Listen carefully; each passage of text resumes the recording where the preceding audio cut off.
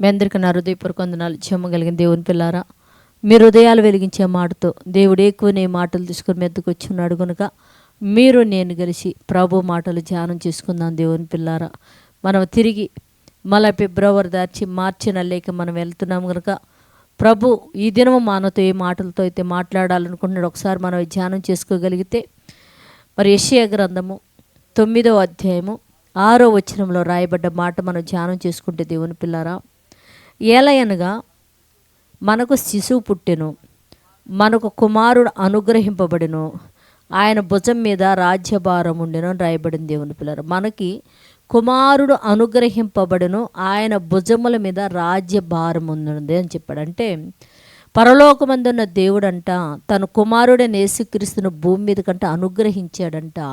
అనుగ్రహించిన ఆయన భుజముల మీద ఒక బాధ్యతని, ఒక రాజ్య భారాన్ని పెట్టాడండి. దేవుని పిల్లారా, ఇంతకీ ఆ రాజ్య భారం ఏంటి అని మనం ఆలోచిస్తే, దేవుని పిల్లారా, భూమి మీద ఉన్న మనందరినీ కూడా ఆయన ఒక రాజుగా చక్కగా పరిపాలన చేసి ఆ మంచి పరిపాలన ఉంచి నీతి అనే, మరి సమాధానం అనే, ప్రేమ అనే ఒక దేశంలోకి మనల్ని యేసుక్రీస్తు వారి ద్వారా తీసుకెళ్లాలనేది దేవుని సంకల్పం. కనుక ఆ దేవుని సంకల్పంలో యేసుక్రీస్తు అనే మహానుభావుణ్ణి ఈ లోకానికి మనకు అనుగ్రహించి మనందరి భారం ఆయన మీద పెట్టి అడని చెప్తున్నాడు. కనుక భూమి మీద ఉన్న మనందరం కూడా క్రీస్తు యొక్క పరిపాలనలో నిత్య జీవానికి వెళ్ళే విధంగా మారునట్లు మనందరం ప్రార్థించిద్దాం.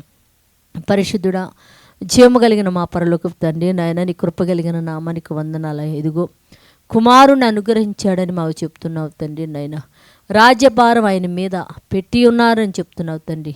క్రీస్తు ఒక న్యాయపీఠం ఎదుట తండ్రి, ఆయన పరిపాలనలో భూమి మీద వాళ్ళందరూ కూడా నీతిగా బ్రతికి తండ్రి, ఇదిగో నీతి సమాధానమైన ఆ రాజ్యంను స్వతంత్రించుకునే భాగ్యం భూమి మీద ఉన్న ప్రతి బిడ్డకు మీరు అనుగ్రహించమని అడుగుతూ తండ్రి, ఎంతమంది అయితే ఈ మాటలు వింటున్నారో వారిని, వారి కుటుంబాలను మీరు ఆశీర్వదించి ఆరోగ్యం ఇవ్వని, వారి కుటుంబంలో ఉన్న చిన్న బిడ్డల చదువుల్లో, ఉద్యోగాల్లో, రాకపోకలో కృప చూపి మంచి ఆరోగ్యం ఇచ్చి పొందమని మా రక్షకుడు నీ కుమారుడు యేసయ్య పరిశుద్ధ నామములో ప్రార్థన అడుగుతున్నాము తండ్రి.